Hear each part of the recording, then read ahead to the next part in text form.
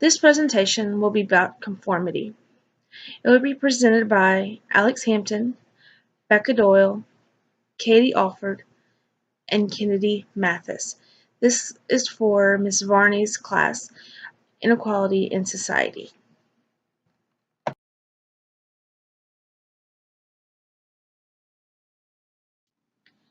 Conformity is a type of social influence where a person changes their attitude or behavior in response to group pressure.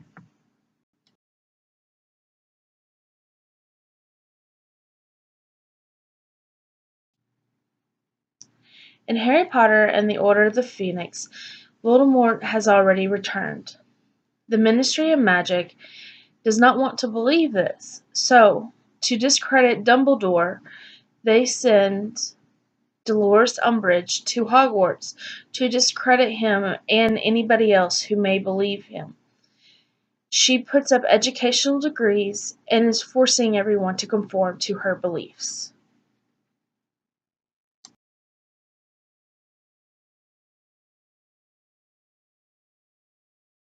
Dolores Umbridge was born to Orford Umbridge and Ellen Cracknell. She had a brother who was born a squib, and she had a great dislike for her entire family at a young age. She also went to Hogwarts and did not enjoy her time because she couldn't move up in positions. She never became a prefect or a head girl. And as soon as she graduated Hogwarts, she went into the Ministry of Magic, and she actually moved up fairly quickly. She did this by taking credit for other people's work, and she became the Undersecretary to the Ministry of Magic and High Inquisitor of Hogwarts, and eventually, for a short period, she became the headmistress of Hogwarts. For more information, please go to pottermore.com and or Harry Potter Wiki.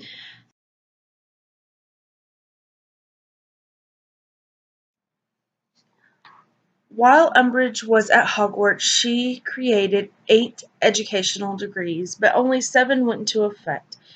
She did this so teachers and students alike would bend to her rules.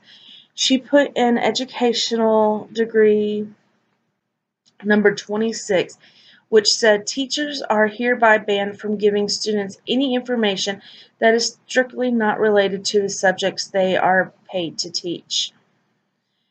She made this one so that way no teacher could teach another student anything extra in class. She has also she also made educational degree number 24, which also on page 351 in the book of Harry Potter and the Order of Phoenix states, all students, organizations, societies, teams, groups, clubs, and hereforth disband. Any organization, team, group, or club is hereby defined as a regular meeting of 3 or more students. Permission to reform may be sought from the High Inquisitor, Professor Umbridge.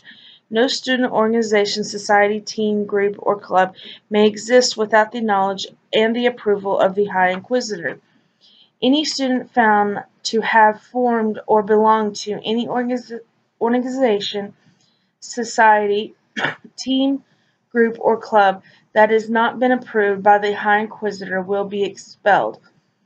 That was another one of her educational degrees, and that one was mainly to prevent any secret going like Dumbledore's army.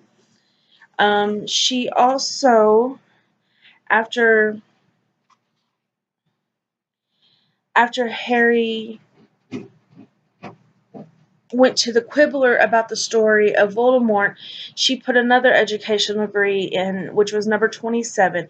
Any student found in possession of the magazine The Quibbler may be expelled.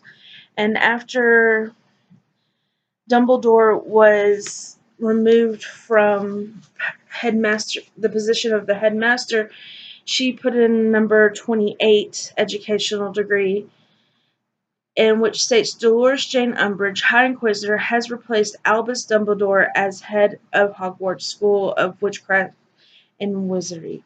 So she puts all these in effect. She allows herself to gain power within there, and lessons and makes other people conform to the way she wants because she does have the backing of the Ministry of Magic.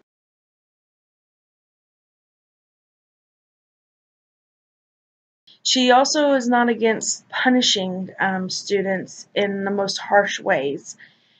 She likes to use reinforced learning for her tactics. She uses, like in Harry Potter and the Order of the Phoenix on page 266, Harry goes to detention with Dolores and she wants him to write lines. Well, she makes him use her quill, which is a magical quill, and he asks what she wants him to write, and she says, I must not tell lies. And he asks for how long, and she says, till the message sinks in. As soon as he starts writing, he sees what he writes shows up in his skin. And she's also not against using potions, where you find out later in the book where she's using potions to get answers from students.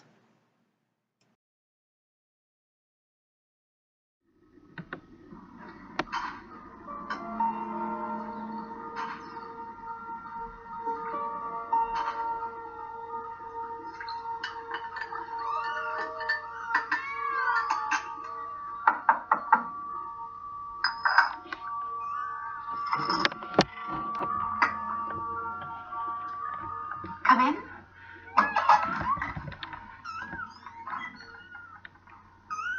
Good evening, Mr. Potter. Sit.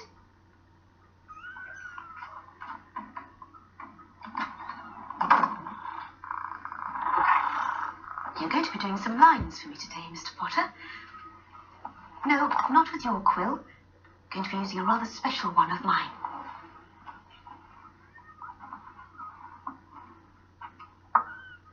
Now, I want you to write, I must not tell lies. How many times? Well, let's say for as long as it takes for the message to sink in. You haven't given me any ink. Oh, you won't need any ink.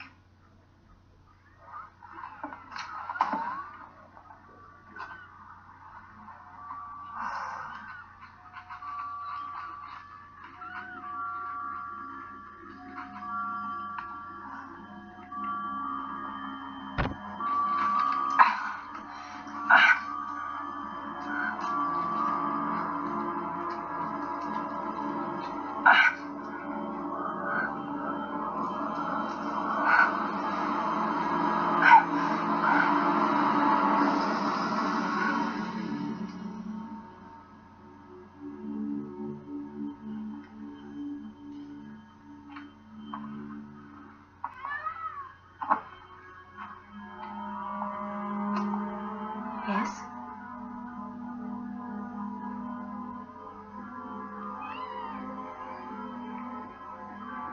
Nothing. That's right. Because you know, deep down, you deserve to be punished. Don't you, Mr. Potter?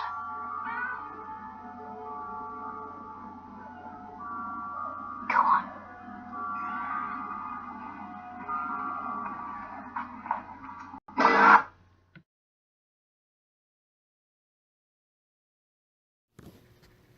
Let's dive into conformity in the wizarding families, specifically the Malfoy family, pinpointed towards Narcissa Malfoy.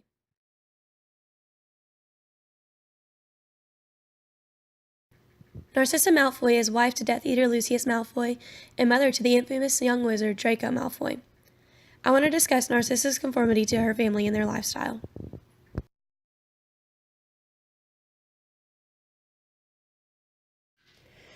Narcissa Malfoy is a pureblood witch, something her family takes serious pride in.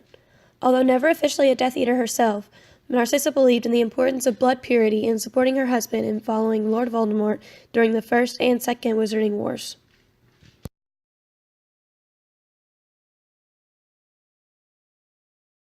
Narcissa conforms for praise and to keep her family safe. She will do whatever means necessary to ensure the safety of her son and husband, which makes her an ingratiational conformist. We see this very much in Egyptian women who conform to their husbands. They conform to their husbands' lifestyles and ways of life in order to be seen as good wives in their society and to genuinely feel like a good wife to their husband themselves.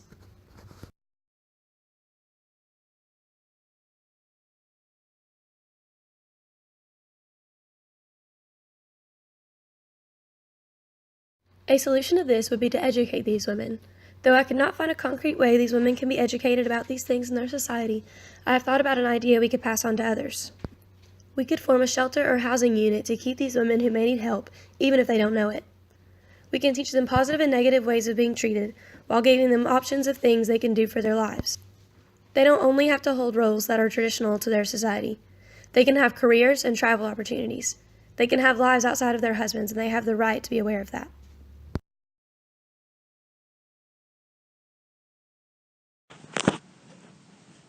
Around 1964, Fenrir Greyback was brought to the Department of Regulation and Control of Magical Creatures for questioning about the death of 2 Muggle children. Werewolves were shunned by the Wizarding Society and avoided contact with other people because of this. Greyback told the ministry that he was a Muggle tramp who was amazed at the thought of full of wizards and hated the thought of the 2 children who had been murdered. 2 members were persuaded by him, however, Lyle Lupin, Professor Remus Lupin's father, was not. Lyle recognized specific signs in his appearance and behavior and thought that he should have been kept in detention until the next full moon, which was a full 24 hours later. The committee members did not agree with Greyback back into the public. While being released, he and 2 other friends overpowered his escort, and the 3 of them fled. Greyback told his friends about how Lyle described them. They felt as though they needed revenge on Lyle, as he thought that werewolves deserved nothing but death. Around the age of 5, Remus Lupin was sleeping when Greyback snuck in through the boy's window and attacked him. After the attack, a lot of time, Remus would become a full werewolf. This is where the need to conform begins with Remus Lupin.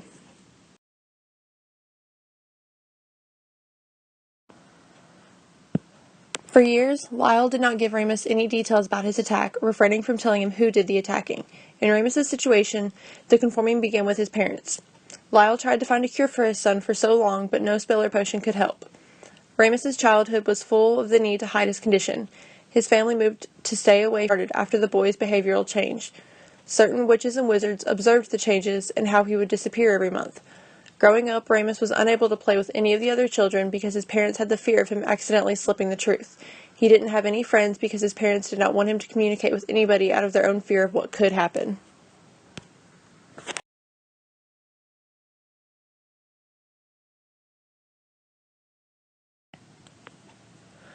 While Remus was younger, containing him was quite easy.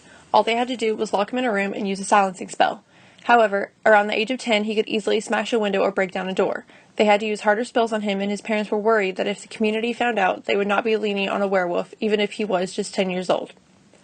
Later, when Dumbledore reports, he explained that Remus should be allowed to go to a safe and secure school that would help him with his transformations every month. Even Dumbledore himself knew that his condition shouldn't have been announced to everybody. Every month, Remus was allowed to leave the school for a house in Hogsmeade that would be guarded with spells and could only be reached from an underground passage from Hogwarts. Unfortunately, at Hogwarts is where we begin his own self so he could be seen as normal.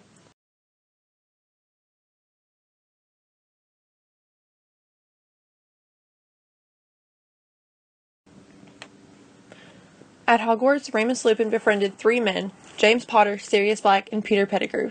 After a while, they became interested as to why Remus disappeared every month. Lupin was scared that his friends would leave if they knew the truth, so he came up with lies to cover for himself. However, during their second year, James and Sirius guessed that he was a werewolf. While Lupin thought that they would not be okay with his condition, they all remained friends, and even came up with the idea to help him with his monthly werewolf trouble. Eventually, all 3 of his friends learned how to successfully become an animagus. With this, the 3 of them stayed with Remus while he was in the house in Hogsmeade while turning.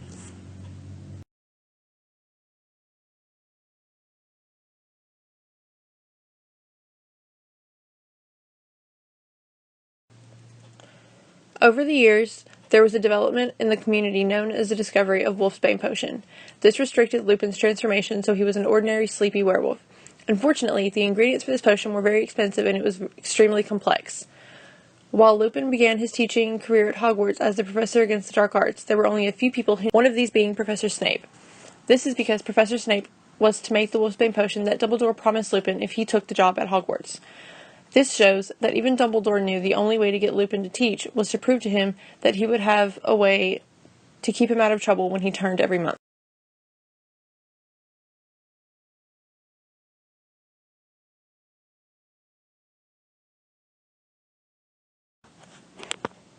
At the end of Harry Potter and the Prisoner of Azkaban, Harry and his friends learn of Professor Lupin's condition, and this begins the issue of whether or not Lupin will stay at Hogwarts.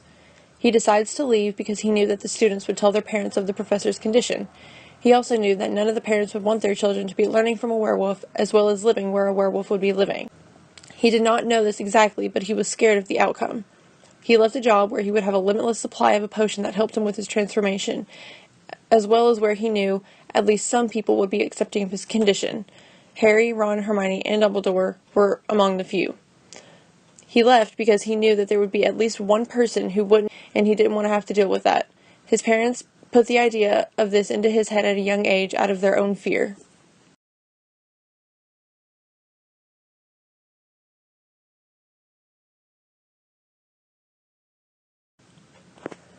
This compares to the illegal arresting in Egypt because of the fear of what could happen.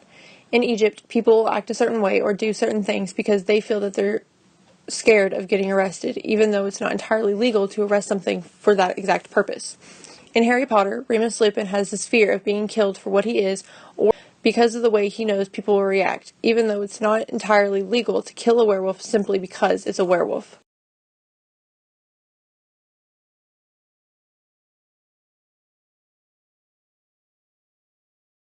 Some background on Rubeus Hagrid. He is the half-giant keeper of keys and grounds at Hogwarts, and he is later the professor of care of magical creatures. He was raised by his father because his giantess mother left to return to the giants. She wasn't happy in the wizarding world. He actually has a half-brother named Grop, who is a full-blooded giant and plays a pretty important role in getting Umbridge to leave Hogwarts.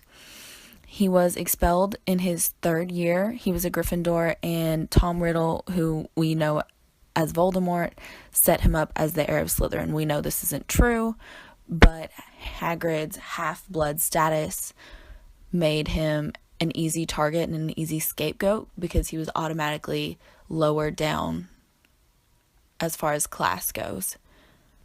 Hagrid also instantly bonded with Harry. He was the one who took him to the Dursleys when he was a baby, and he gave him his letter and picked him up to go to Hogwarts. They were both outcasts. Harry grew up without a family. Hagrid grew up with only his father. Neither one of them really had friends when they were young, so they just had that bond.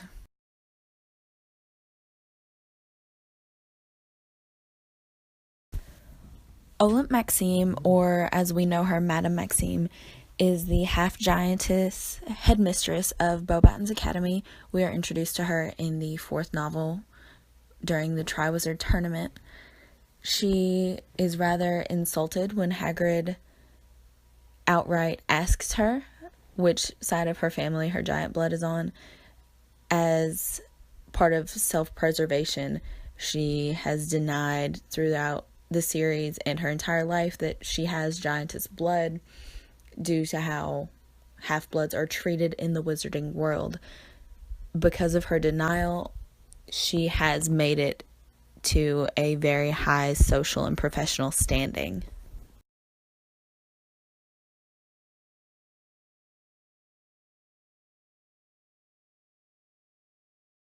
Through Hagrid and Madame Maxime, we can see the consequences of failing to conform through prejudice and discrimination.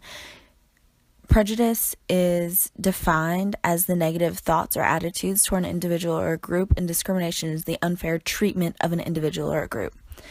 In the Sociology of Harry Potter, it says, Cornelius Fudge expressed prejudice towards Madame Maxime due to her giantess blood, while anti-werewolf legislation is discriminatory against werewolves, and discrimination is often based on prejudices. You can see how Madame Maxime has made it farther than Hagrid, professionally and personally, because she does not embrace her giantess side. She hides it, while Hagrid chooses to surround himself with only those who will understand and accept him.